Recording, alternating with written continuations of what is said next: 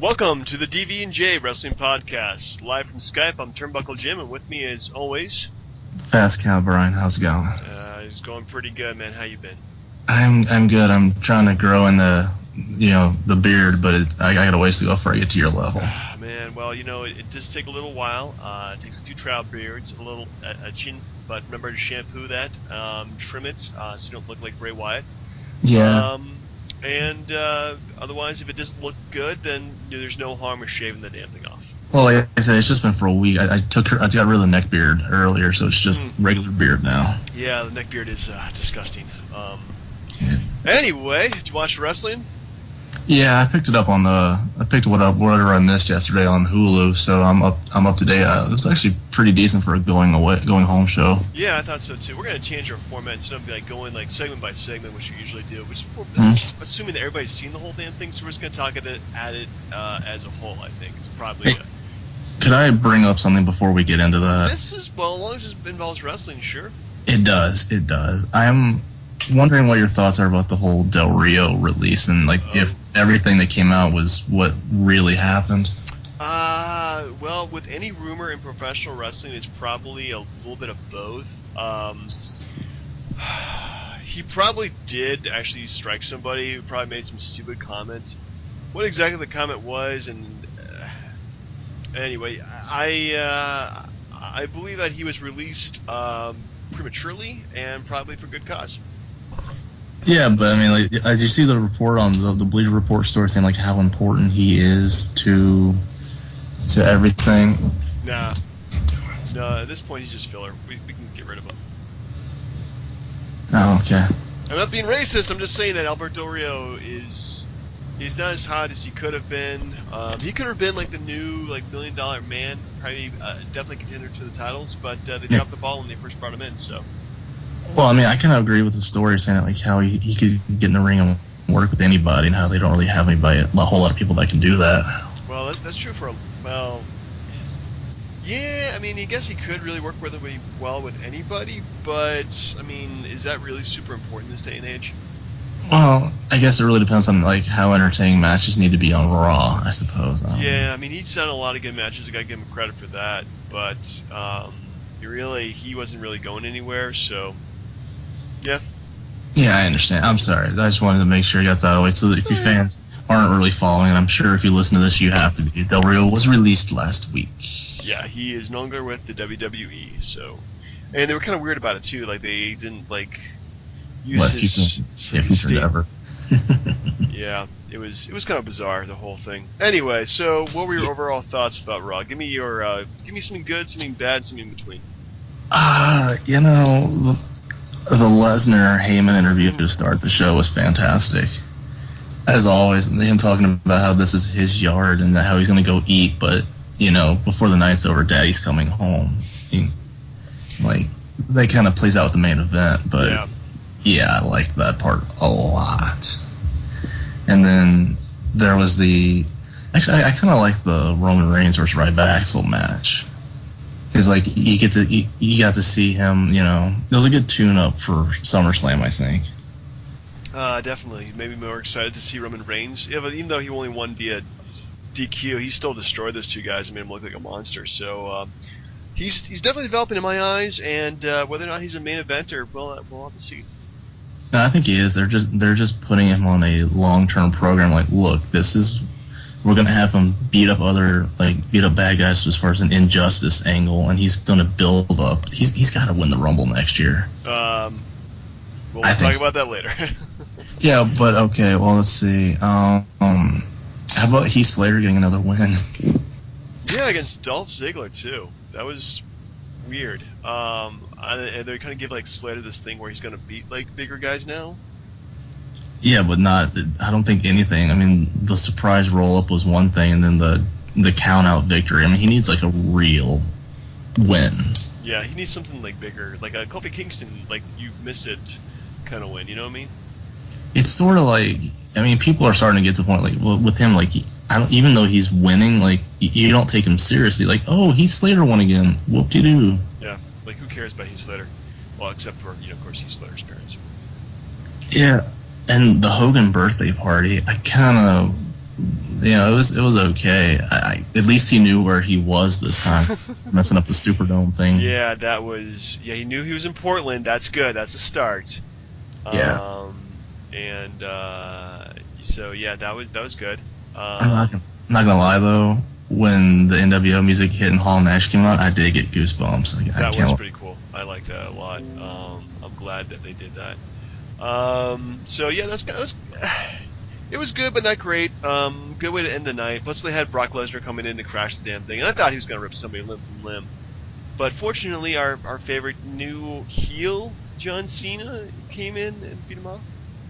Yeah, nothing good would have come out of that, because, let's say Hogan tried to fight back. Do you want Hogan getting beat up on his 61st birthday? I mean,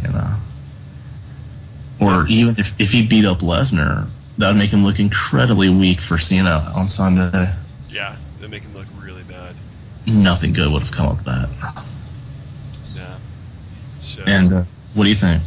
I liked it. I liked the whole nostalgia thing, bringing out like Ric Flair, the NWO. I thought that Mr. Wonderful didn't make any sense, but that's really old school right there. That's like 86 kind of level there. So his mustache was terrible. That was bad. That was some bad facial hair. Remember that, Brian. Do not go that way. Do not go to the dark side. He looked like he was 95 years old, and I swear I've never heard his entrance music before, if it was his music. God, it sounds so bad. Yeah, but he was a beast back in the day, man. You gotta respect that. Yeah, and what about the birthday tributes where you got like Flo Rida and Weird Al wished Hogan a happy birthday? Yeah, why not? And Drew Brees, Aaron Rodgers, that other guy from Green Bay. I was like, who knew that he had such an influence? Yeah, well, Hulk Hogan is not just a wrestling icon, he's really an American icon in terms of his celebrity. Like, even if somebody's never watched professional wrestling, like, say, like, throw a bunch of pictures of wrestlers and say, like, okay, pick out Hulk Hogan, and they would instantly recognize who he is, so... It would have been nice if, like, they had a CM Punk Hogan birthday tribute. That would be kind of weird. Oh, that would have been fantastic. Oh, okay, so before we skip this, what's the thing with, like, a week before SummerSlam, the whole, yeah, your husband's cheating on you, and here's the proof. Yeah, that was just weird.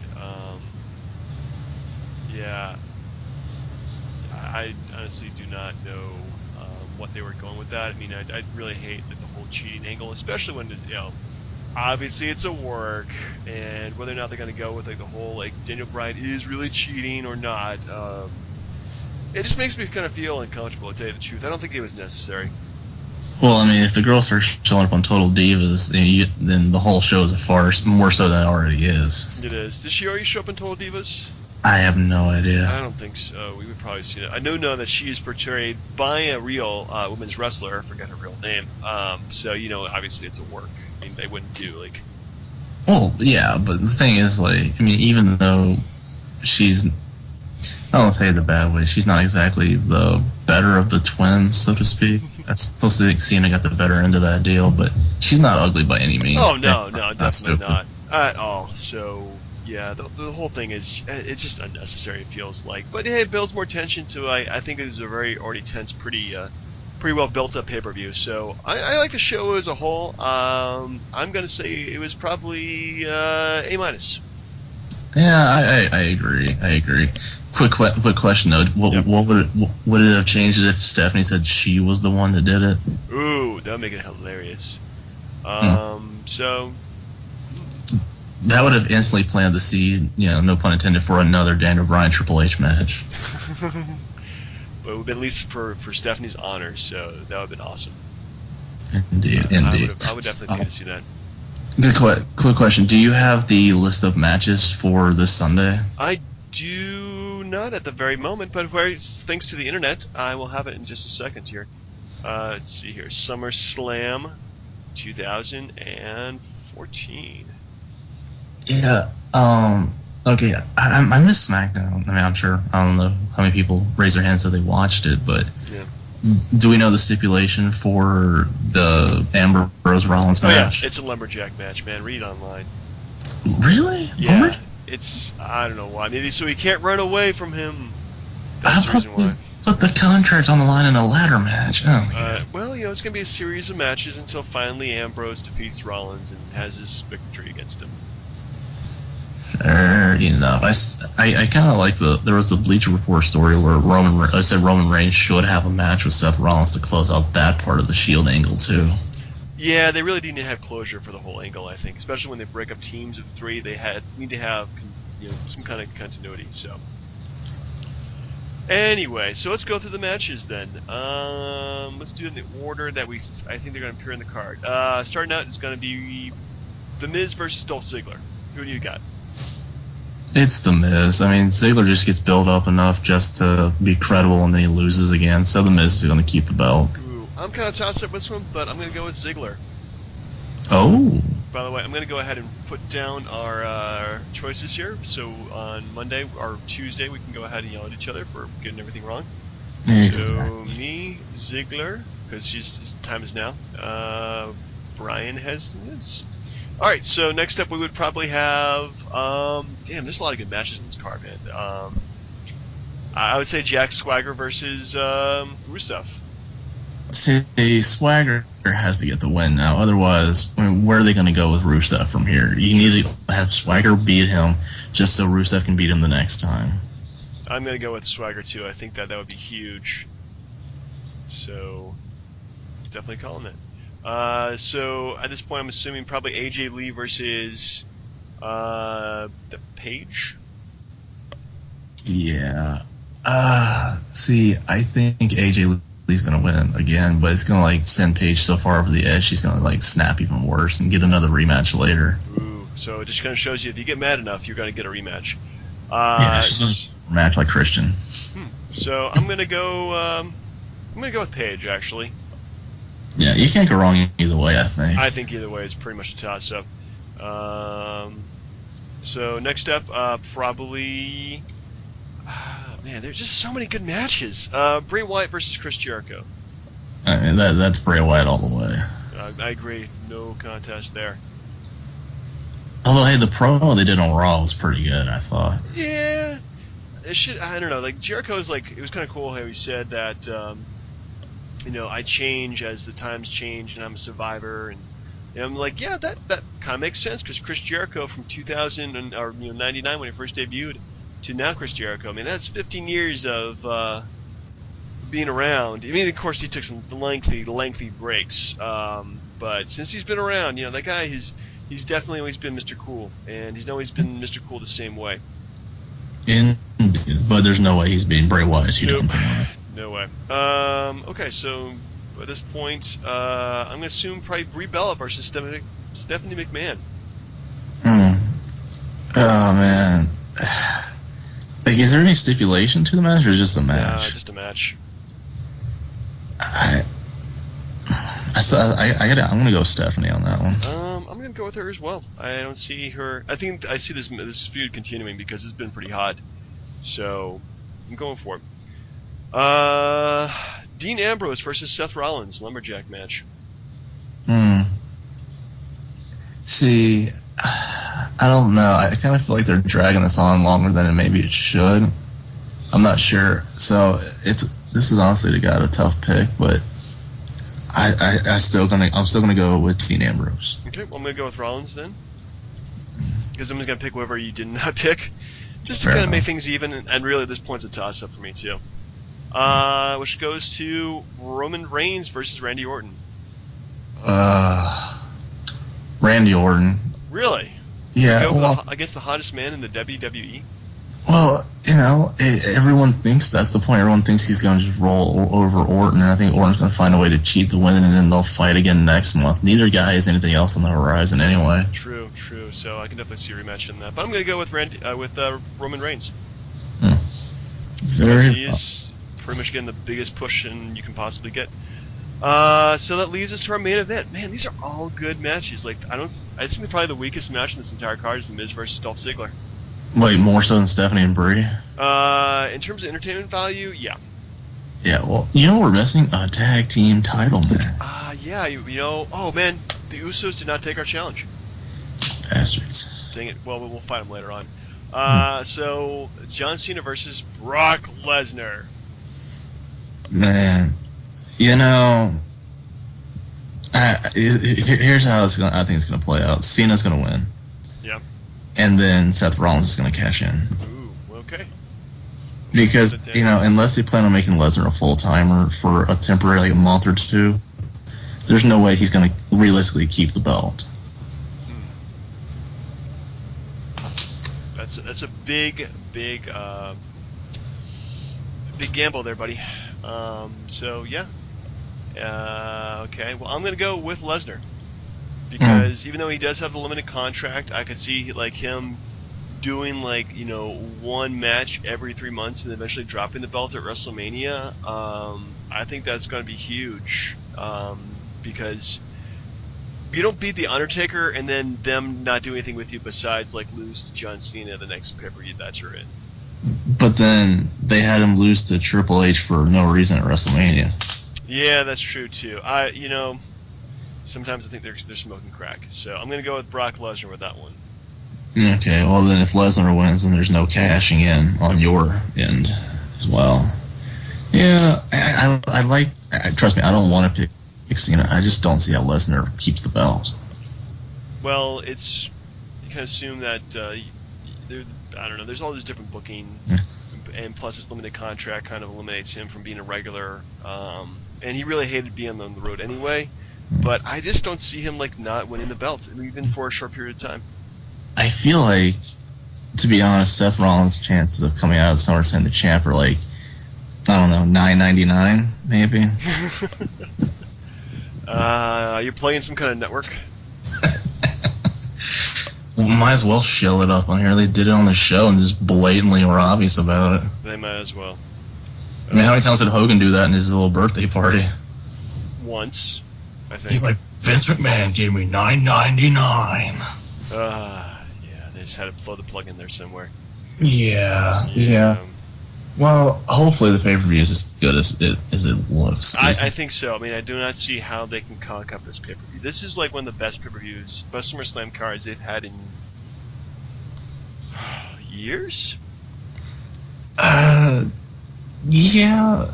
Honestly, it's been about, I think, well, no. Even when CM Punk and Cena fought in the title unification match, it wasn't that great of a card. So yeah, this is probably the best in 5 years, maybe. Yeah, this is easily one of the best ones they've ever done. So hopefully it will be remembered as well as we hope it up to be. So speaking of pay-per-views, we watched Survivor Series 1997, continuation of the Attitude Era, and in my opinion, this is where the Attitude Era officially starts. So I just kind of watched up until the last match and didn't watch the last one because I've seen it before and I know what happens. But tell me, Brian, what'd you think? I agree. It's it's fake, and there's only so many things that have been said about it over the years, but I just couldn't watch the match. As a Bret Hart fan, I just could not sit there and watch. Just the blatant screw job that went over like that, because I don't think it's been done before that, and I know it hasn't been done since. But I just couldn't watch it. It sucked for me. Well, I respect your opinion, and glad that you were not able to watch it all the way through. So it's still cool to me, damn it. So anyway, let's just go through the matches and kind of give our little perspective on each one. Yeah. The first one was Billy Gunn and the Road Dogg, not quite the New Age Outlaws, teaming up with the Godwins, beating the Headbangers and the new Blackjack, which is a Blackjack Wyndham, and a younger Blackjack Bradshaw in a traditional Survivor Series match. What do you think? I'm a little confused here. So when Barry Windham came back to the WWF in '96, he was the Stalker, and then he joins up with the Bradshaw for the Blackjacks. And his mustache made him look like a bigger stalker than when he was the Stalker originally. Well, let him be a stalker. That's fine. I mean, he went on to be a part of the West Texas Rednecks, so, he had potential. Yeah, I forgot about that. Rap is crap. No, what is it? I mean, the match did what it was supposed to, which is, put Billy Gunn and Road Dogg, push them. I mean, honestly, it was hard to watch just because, I just didn't care for any of those guys as far as, like, wrestling was concerned, except for the New Age Outlaws. So I just paid attention to them, and, they did their job. I liked it, but the rest of the people I didn't really care for. Yeah, most of these guys are, JBL, as now is known, was pretty much a floater for a while. I mean, he was really without direction, and I really don't understand how he even got his position in the company. But eventually he did work his way up to becoming the main eventer somehow. But yeah, this is kind of a match that just kind of feels slapped together. Let's put two heel teams versus two face teams together and see what happens. And it was very okay. Nothing exciting. Now, where between the last pay-per-view and this one did the Godwins drop the belts to LOD? During some Raw. Believe me, all title changes at this point, for the most part, pretty much happen on TV. So, except with the rare exception of, actually, last pay-per-view there were title changes, but I think that we're more used to now seeing title changes happen only on pay-per-views and no longer. Rarely do they happen on TV. So it was a different time, man. It was a different time. It was some point. I thought it had a lot to do with the fact that they were just competing with Nitro, so if you put title matches on Raw, people will stay tuned in. Oh, yeah. I mean, that was the whole point. I mean, it was more of a focusing on the TV product, and that's why everybody watched it on TV, and they're like, yeah, we'll maybe see the pay-per-view. We'll see what the crazy stuff they do, so. Yeah. Anyway, next up we have another four-man versus four-man match. We had the Truth Commission fighting another set of racists, the Disciples of Apocalypse. Truth Commission at the time was the Jackal, also known as Cyrus the Virus. Is that his name? Yeah, that's correct. Also known as the corporate guy from ECW. The Integrator, also known as Kurgan, also known as that French guy that Sherlock Holmes fought, also known as Uber Immortal from 300. Wait, wasn't he part of the Oddities as well? He was, as Kurgan. He was the Oddities. Okay. He is also known as Robert Mallet from Ontario, Canada. I thought he was actually more Canadian than that. So were they German or Russian? I couldn't even tell how they were trying. Oh, they were actually South African. Cortana, when my wife calls, remind me to tell her happy anniversary. So I really didn't know. I remember them as a kid. Like I remember Cyrus, whatever his name was, doing such a great job that I wanted to punch him in the face, but I didn't really know what truth they were seeking. Flower shop. I can't do that either. Cortana, it's gonna be a great night. For me, it was hard watching that. So I'm like a big. Then it's obviously trying to put Kurgan over, so it was like big giant guy fighting, the Sons of Anarchy, pretty much. Yeah. They all got their butt kicked. And nice of them to leave crushed for last. Yeah, that was. I mean, he had that one stupid move, which is like the worst thing ever. The stupid sidewalk slam. That even if you're like freaking Andre the Giant, it doesn't look like a match finisher, and it was just so bad. I like that, but this is probably the last time you see Crush. I'm not sure, but he comes back as part of the Chronic tag team, and then they're gone forever. So. Well, I meant like right after this, doesn't he go to WCW as Brian Adams? I believe so. I don't think he survived. World Championship Wrestling. He joined WCW shortly after. Yeah. Very shortly after. So. But as far as the match is concerned, I thought it was just crap, really. Yeah, it wasn't a good match. Anyway, moving on, we have another four-man match. We have the Team Canada, the not Canadian British Bulldog, the definitely not Canadian Jim Neidhart, I think he's Canadian Doug LaFurnace, or I think he's also Canadian Phil LaFon. One of them is Canadian, which one's not? Can you guess which one that was? No, Furnace was the Canadian. The other one was from Oklahoma. That is... No. Actually, you are wrong. Furnace was the American and LaFon was the Canadian. I was like, one of them was from Oklahoma because JR kept hyping it up. Oh my god, it's from Oklahoma! Oh my goodness, there's like 20 of us in the entire world! Slobber knocker. Oh my goodness. Sooners are going to come back and beat the barbecue sauce out of Texas. What do you think there, Brad? See, the thing was, like, he made a point, like, to point that out, and then the King was like, it doesn't matter where they're from, they're fighting for Canada. He's like, Oh, okay, never mind. Let's just forget that they're American. Stupid Canadians, we hate them all.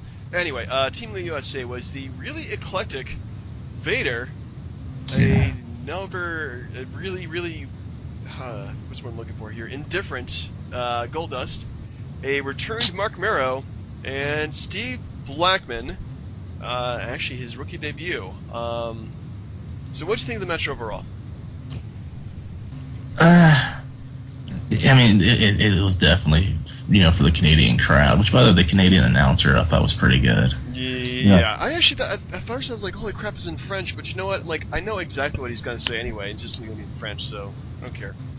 But okay, I'm confused. So Goldust had a feud with Brian Pillman, and then Pillman dies, and then he instantly goes from that to leaving his wife and kid and turning into a complete nut job. He's had a busy month. Yeah, I didn't really understand anything, but it did set up Goldust and Vader at the Rumble like in January. But I mean, the whole point was just to get the Canadian guys over. And honestly, I think if they knew what was going to happen with Brett at the end of the night, they wouldn't have wrestled the match. No, but they knew what we knew. Now they probably wouldn't have even tried it. But I wonder, these guys even have contracts, or were they going to keep their contracts with WWF at the time? Mm-hmm. Well, okay.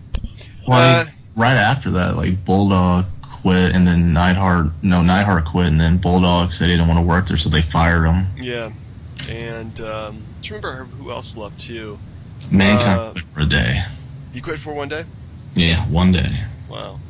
I don't know, it was a big turnover at this point. Like, there's a whole new face. Well, not a whole lot of new faces, but a lot of people were pretty upset. So after the screw job, do you remember who else had left to any other big names? Anyway, moving on. We'll probably find a list of that later on. Yeah, that's fine. But those are the big guys. Neidhart and British Bulldog went over to WCW and just stunk up the place.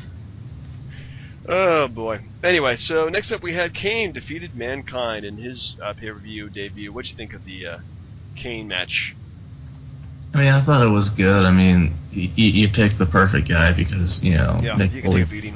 Yeah, you can take a beating, and then Kane was being built as the scary monster. Oh my God, it's Kane! He's coming out! Yeah, okay, I'm gonna be done with that. So. I mean, like, even as a fan, even if you rooted for Mankind, you knew the way that Kane debuted, he wasn't going to lose. No, definitely not. Especially when he's taking out the Undertaker first thing. No way. Yeah, no. But I mean, the match I thought was pretty decent. I mean, it showcased Kane, which is what Dr. Isaac Yankem and Fake Diesel needed. Yeah. So the next step was our final 4 versus 4 match. We have the Road Warriors of Hawk and Animal. For some reason, our arch nemesis when watching pay-per-view. Ahmed Johnson and Ken Shamrock defeated the Nation of Domination, represented by The Rock, Farouk, Khan Mustafa, and D'Lo Brown. And actually, I thought it was a really good match. Yeah, I mean, all this is just for The Rock. It's like for just like rewarding him. And Shamrock I thought was really over at the time. Yeah, well, he had already been over as like the UFC champion before UFC was. I mean, UFC's pretty big now, but he started getting huge, and Ken Shamrock was a big name. So the fact they got him is freaking huge. And he was stupid over. Didn't they promote the UFC pay-per-view during this as well? They might have. I think there was some cross promotion, but I really can't remember exactly. They did promote their promotion as well. Hard to say. Anyway, so yeah, it really was for The Rock, and The Rock as the heel, like, honestly, is fantastic. Like, once he starts like liking what he's doing, he becomes like top of the card, man. Yeah, no joke. Like, I thought that, like he was building that climb towards being the IC champion, which is where he needed to be. Definitely. So he'll be IC champion by next pay-per-view, and then world champion by next year. Yeah. That's a pretty quick push. Yeah, but well deserved. Definitely well deserved. He was, honestly, him and Kurt Angle, I think, and Brock Lesnar are probably the most talented professional wrestlers of all time. Just in terms of like putting them in, and then when they won the belts. Well, I mean, just because you got pushed really quickly doesn't mean you're that great. I thought Lesnar didn't deserve his push so quickly, but. No, well, that's another story for another day. But I did definitely gotta admit that The Rock, who had debut that last year. I mean, within 2 years, becoming the WWE champion and then wrestling main event at WrestleMania. I mean, that's definitely pretty big. No, I agree. For me, I can't say The Rock's better wrestler than Bret Hart. Okay, that's another topic for another day. Yeah, very true. Anyway, so we have our final match that I saw, which is Stone Cold Steve Austin defeating Owen Hart for the IC Championship via Stone Cold Stunner. Pretty quick match. Yeah, 4 minutes long. Well, I mean, it was sort of one of those revenge matches. I mean, and along with that, I don't know how healthy his neck really was, but they were pretty desperate to get him back in the ring, it seemed like. Yeah. So, I mean, Owen was just the filler champ, and they got the belt back on who they wanted to have it. So, I mean, I don't have any problems with that. Well, he was just another stepping stone for him winning the world title that next year, so... Because he is stupid over, too, at this point. Even with the Canadians, he's stupid over. Yeah, I mean, what kind of... how about that turnaround? IC champ SummerSlam, had to give it up. IC champ in November, and then world champion by March. Yeah, like they were pushing him to the moon at that point. The fans loved him. They couldn't get enough Stone Cold Steve Austin. Yeah, no, but I mean, for a short match, it served its purpose. I mean, Owen did the best he could. Yeah, he really did. So of course we have the Shawn Michaels defeated Bret Hart and the Montreal Screwjob. So the question I must ask you, Brian, did the Montreal Screwjob permanently change wrestling, or had wrestling changed enough at that point that it didn't really matter? No, it definitely changed everything, because I mean, what happened after that? They had like the mass exit over to WCW with like Bret, Bulldog, and Neidhart. They forced Owen to stay because they wouldn't let him leave. But I mean, knocking out Vince McMahon and then WCW dropping the ball with Bret's debut. I mean, like, and it changed him from being Vince McMahon to Mr. McMahon, like that. And without that instant turn, he wouldn't have had the McMahon-Austin feud. And even then, before that, between Survivor Series and WrestleMania, it was all about DX. Yeah. So definitely, it was the springboard that they needed. Yeah, which is kind of odd considering that it was really just a series of bad events that any other company would like really horrible, but they were able to twist it into a way that it made them like bring interest into the show and contain the audience too, and plus of course launch the monster heel, which is Mr. McMahon. So. Yeah. And for anybody that has a chance and wants to know more about this, I highly recommend watching the Wrestling with Shadows movie that Bret did, like leading up to and past Survivor Series. Oh, that's just depressing. But definitely good watching though. Like the backstage stuff where it's got like his wife like yelling at Vince and Linda and like wanting to punch out Shawn Michaels. Oof. You can't beat that. It's so good. So anyway, what would you give the pay-per-view overall besides, all the controversy?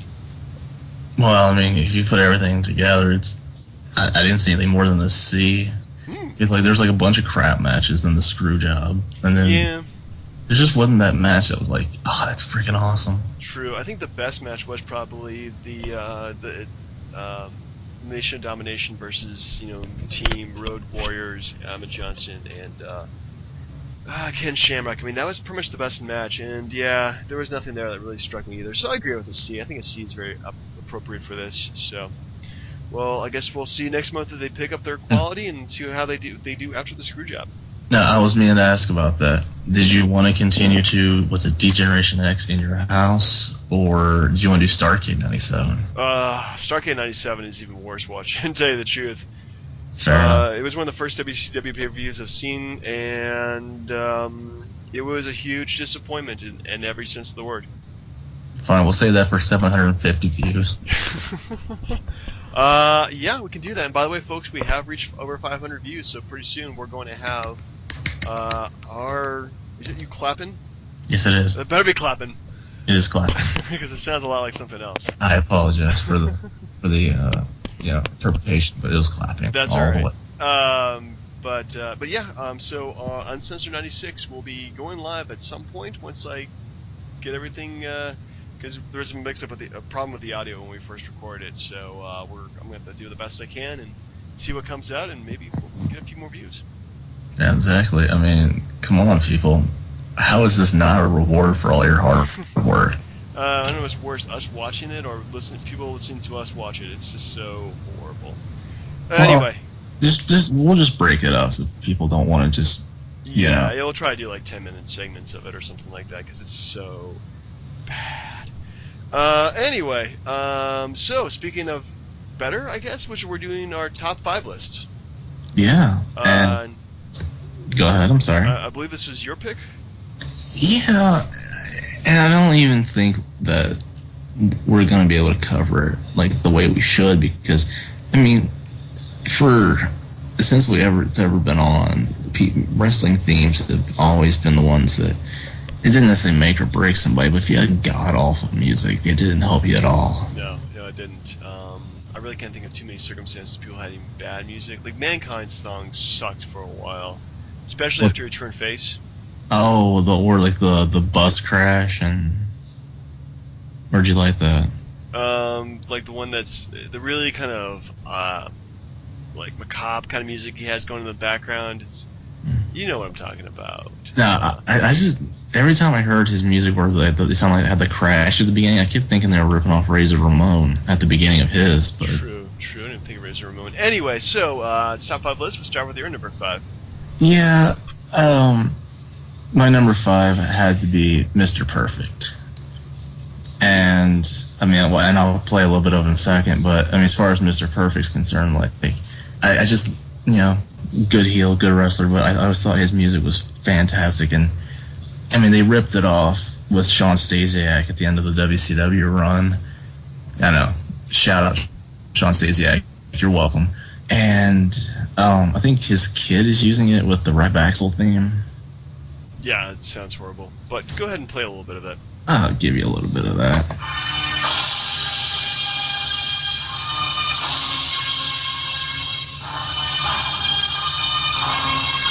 Just a little more. Yeah.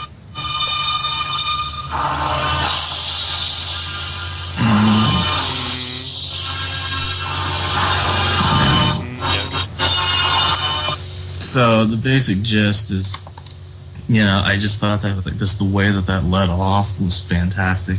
And honestly, it's gonna sound bad, but I didn't remember his song as a kid. And the first time I ever heard it was when he came back to WWF at the 2002 Royal Rumble. But I went back and saw his old stuff. It's fantastic. I couldn't get enough of the song. I like it. Definitely, I think it's great. I love that some of those old themes, especially like one where it's kind of hard to say exactly what kind of genre that was, but maybe epic. Mm-hmm. It sounds like, honestly, Ben-Hur or Moses crossing the desert.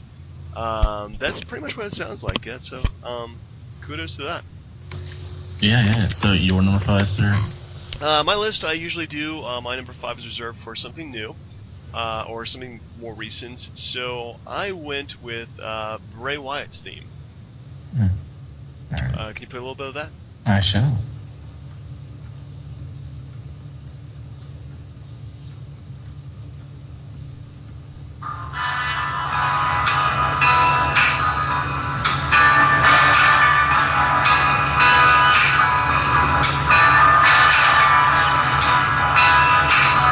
This is me jamming in the background. No, that's really good.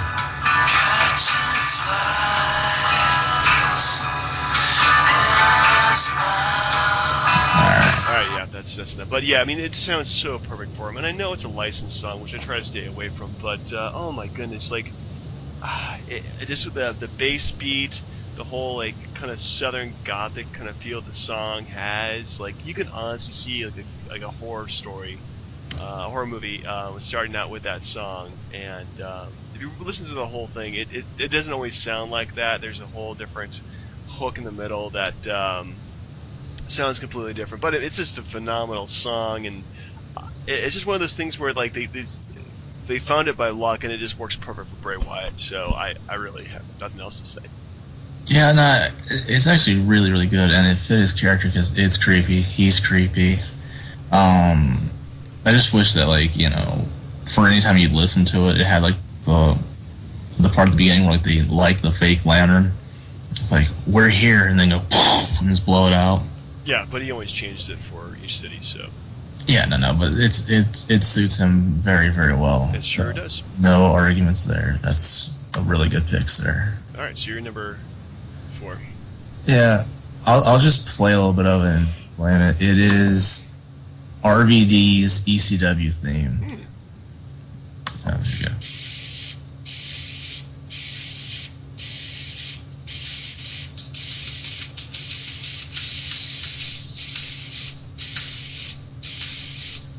Yeah, we can play it forever, so.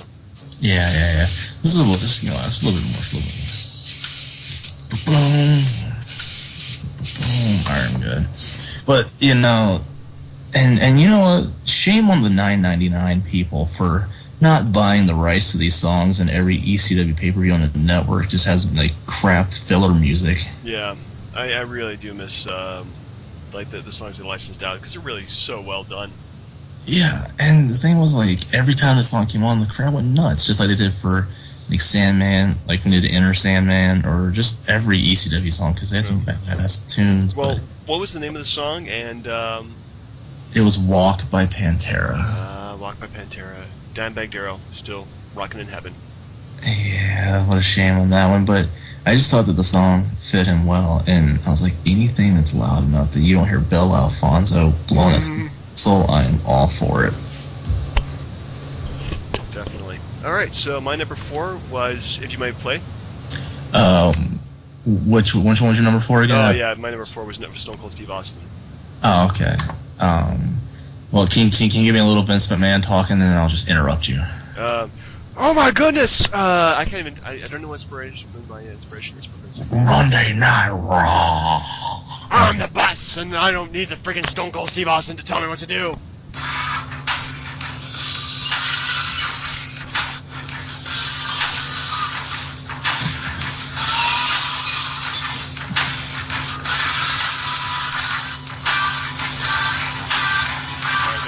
That's good. But yeah, it just sounds like he's a walking like car accident. I mean, the guy just spews chaos and kicking ass, and that's exactly what this song sounds like. So that's all I got to say, and that's the bottom line, because Turnbuckle Jim said so or something. I don't know. It was fantastic, because even, I mean, like, it was good when, like, he first started using it, but once he took off and started going against McMahon, like, every time you heard it, like, the crowd went nuts. Yeah, it's a very iconic song for a very iconic wrestler. And, you know, it's really just about branding him, and that definitely did not hurt his brand, having that such a kick-ass theme song. Yeah, I think it has a lot to do with, like, the person, the music, the entrance, the whole deal. But if you had great music and it didn't make the crowd do anything, then you're just not doing something right. But that music just made everybody go nuts. Did. All right, you're number 3. All right. Number 3 was the original NWO Black and White. I hate saying black and white. Screw you, Wolfpack. But, you know, let me play a little bit of this little nugget here.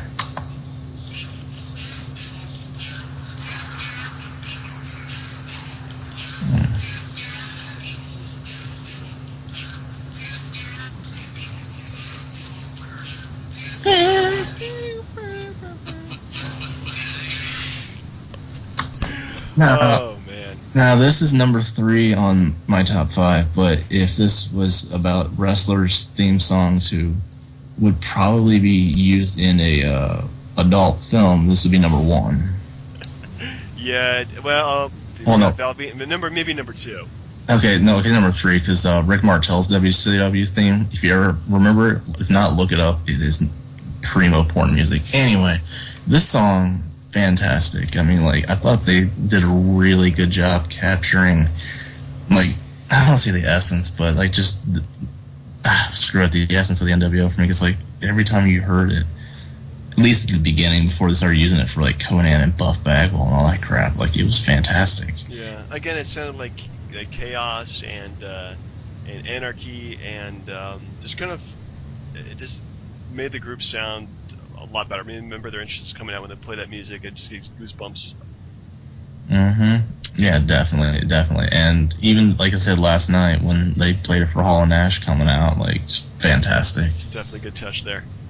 So my number 3 was Taz's "Survive If I Let You," which I believe done with by Harry Slash and the Slash Stones and the house band at ECW. It sounds a lot like War Machine from Kiss, which is actually one of their more kick-ass songs.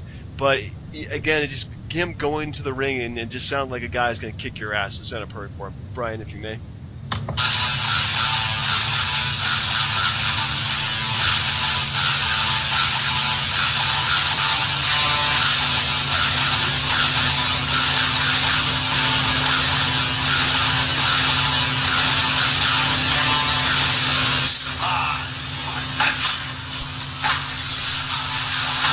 Probably get sued at this point, and folks too. I do apologize about the audio quality. Is it not coming in that well? No, it's fine. It just sounds like it's gonna come over telephone on my end, but it's fine. It's okay. It just adds to the ambience of the show. Yes, sir. We are the ECW of podcasts. We're also just too lazy to figure out how I can play music on my end too. So yeah. by next show, I might have that changed though. So we have a little sound bites maybe. We don't have the pyro. We don't have the money to compete with Vince McMahon. We are bare bones laying it out there. This is what a podcast is. Take it or leave it. All right, you're shooting a little bit. Okay, sorry. Anyway, but so Brian, you're number 2. Oh yeah. No, but as far as like Taz, like I thought this was like really, really, really good. Like it's a shame they didn't really use it for his WWF music. Yeah, it seemed they couldn't. What did they use for WWF music? It was something else like boom. We had like that. It sounded like a heartbeat at the beginning. Yeah, the heartbeat, and then it was something pretty kick-ass. Yeah, we should look it up sometime though. Yeah, well, okay, I'm just gonna play number 2 for a little bit of time, and then we'll. If you don't know what it is, fans, you failed. Play that wrestler tune. No, name that wrestler tune. There we go.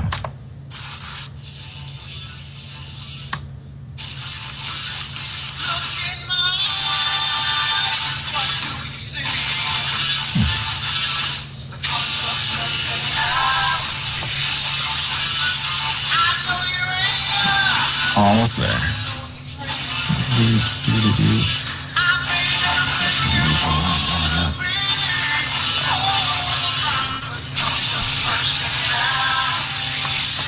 You know, I really think that even though he had good music before that, because he was using, it's so blanking on who he had before that, but that doesn't matter. Point is, like, this song, I liked this song from the 80s even before he started using it. And the fact that he used it, put the little thing at the beginning, I thought it had a lot to do with his success, along with his character, his pipe bombs, his wrestling, but the music had a lot to do with it too. Did not hurt at all. I thought it was great. Yeah, it's a good tune. Oh, and did you see the news about he's going to be in the WWE 2K15 game? You mean he's coming back to Raw? No. Apparently they're using him in like some kind of mode where like they're chronologizing his feud with John Cena. Well, he had some good feuds, so I'm not gonna pick the game because I don't have a next gen console yet. It's on the PS3 and the 360. Yeah, okay, it's coming out for that, but it's not having the career mode for those, so I'm kind of mad about that. That's sad. Just saying is all. Anyway, but yeah, that's definitely a good song. Really kind of added to the whole CM Punk movement. So yeah, I mean, I think he pretty much like had a ransom that song from Vince McMahon, to use it from Vince McMahon. So because Vince McMahon hates using licensed music for the most part. But yeah, definitely an awesome song, and I would still listen to it if it wasn't CM Punk's theme. Indeed. So your number 2, sir? My number 2, also very, very iconic wrestler. This song gives me goosebumps and chills for all time. This is Hulk Hogan's Real American.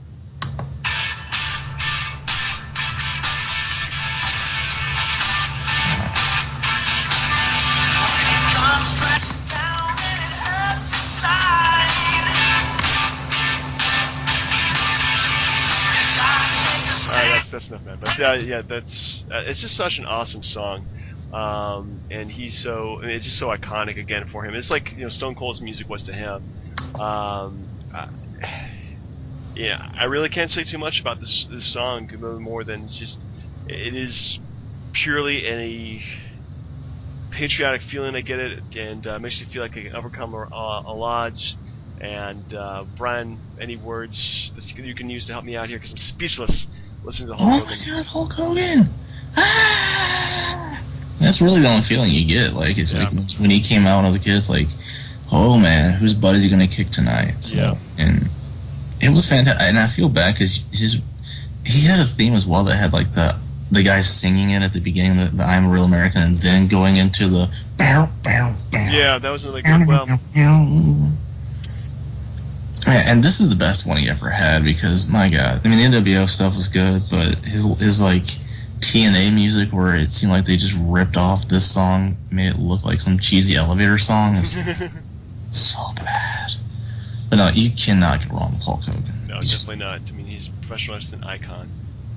He's great, brother. Alright, so number one, sir. And I'm sure fans of the show are like, wait a minute. He's gotten up to number one, and he hasn't even mentioned the guy who's on every list he's ever done. Oh my God. But here he is. You think you know?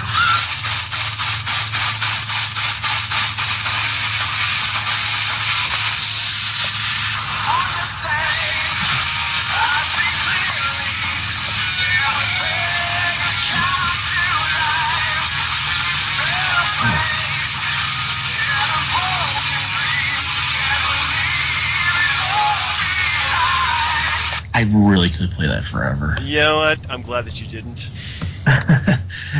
Okay. As much as I liked Edge the Wrestler, as much as, I thought he was, say great in the ring, great on the mic, hands down, I don't think any music did any more to help launch somebody's career than this song did him. Like, bar none. Like, I don't think his Rob Zombie theme? No, this was from Alter Bridge. But his original, his Rob Zombie stuff was okay, but this one right here, like, was the push for his rated R gimmick. Yeah. And, like, I don't think without the song going hand in hand with his career and attitude change, he wouldn't have been to where he was. So I don't think without the music, Edge would have been the guy that he, like I said, that he was or ended up being. Good point. Well, I was never, like, I don't think I watched wrestling as much as you did around that era, so, kind of missed it. But, yeah, I mean, the music makes the man, and the man makes the music, right? Indeed. So, but number one is the men that make the music, or the men who personify the music, which is D-Generation X. But are you ready? Sorry, I couldn't help. You ready? Hey, think you can tell us what to do? You think you can tell us what to wear? You think that you're better?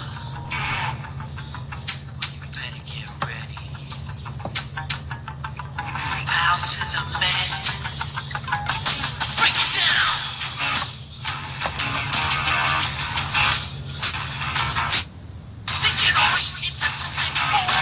All right. Yeah, but I honestly could listen to that song forever too. Yeah. I would like to thank Greg Dub. That's what I just bold. It's so bad. But I'm sorry, the DX song. Yeah, the DX song. What is there not to say about it? It came during a very rebellious time, and it sounds just like a Rage Against the Machine song, and had that kind of cocky energy that DX brought to the ring. Yeah, definitely. I mean, the video had a lot to do with that as well. How like had the X that kept cutting in, and like the shots of like the girl dancing in the cage and the people lining up to the fence or whatever. Yeah. Definitely had a lot to do with that. I mean, it was, again, just it really branding the wrestlers, and this was part of the whole DX movement at that point. Yeah, I mean, like I said, for that time, I mean, when they kept bringing DX back 2 or 3 times over, I was like, these are really old guys trying to be rebellious.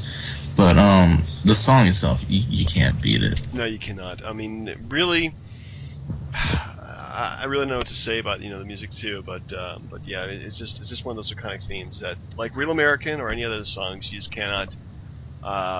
It just never grows old. It just gets better with time. Now, do you have any runner-ups? I got tons of runner-ups, man. I got like so many runner-ups. This is a very hard list to do, by the way. It was not easy at all. But my biggest runner-ups would definitely be Bret Hart. The only reason he's not in my top 5 is because I thought it was on your top 5. Yeah, sorry. So, boo you. Boo. Montreal Screwjob, Bret Hart for my top 5 list. That's right, I HBK'd you. It's terrible. But also that in Chris Jericho's Break the Walls Down. Yeah. I don't know. I mean, the fact that he's had it for so long actually works for and against him, I think. I don't know. Yeah, he also didn't he have a different song at some point, too? Anyway. In WCW, he had the Pearl Jam knockoff for Even Flow. Yeah. Tons of licensed music for ECW, but again, it was licensed and I didn't want to use it because it's just so much easier. Yeah. Why probably should have gone back and listened to the WCW music, but I think overall their music really sucked compared to WWF at that point. So. No, see, I was a big fan of Sting's like music from like M97, like the slow like violin playing music. Yeah, I didn't really remember that one that well. He's like, you know the commercial for 2K15 where Sting's on it? Yeah. It's that song. Oh. But I mean, you had like Savage, you had Warrior, Ric Flair. I mean, there was just so many. I mean, Billy and Chuck. I'm kidding. I'm kidding. Like Dudley's Edge and Christian. Yeah. And so many good ones. Like even today, like you said, Bray Wyatt. I mean, the Shield music I thought was good. And music's pretty good. Yeah. Commissioner poo-pooed on this one, but I like, the game, like Triple H's song. Yeah, his song is pretty good too. Like it's all about the game, and then a lot of variants of the game. So definitely lots of good music. Indeed. So for next week, I think we should probably, since we already mentioned before in this podcast, the top 5 most talented wrestlers of all time. Which guys had the biggest impact, from their debut? And debut, I mean actually like wrestling debut, as opposed to like Daniel Bryan, who'd been wrestling indies for 10 years and then finally goes to WWE. I mean, talking about guys like The Rock, who've been there for 2 years and win the world title. Hey, I mean, Santino Marella won the Intercontinental title on his first night. Yeah, but again, he was a seasoned veteran, though, in the indies. He wasn't actually like a... Right. But, yeah, I got you. Okay. Good. I like that one. That's going to be an interesting one for next week. It is going to be interesting, so we'll see what happens. Anyway, so for the DB&J Wrestling Podcast, I'm your host, Turnbuckle Jim. Fast Count Brian, we still miss you, Donnie. It's still missing there in parts unknown. All right, guys, we'll see you next week.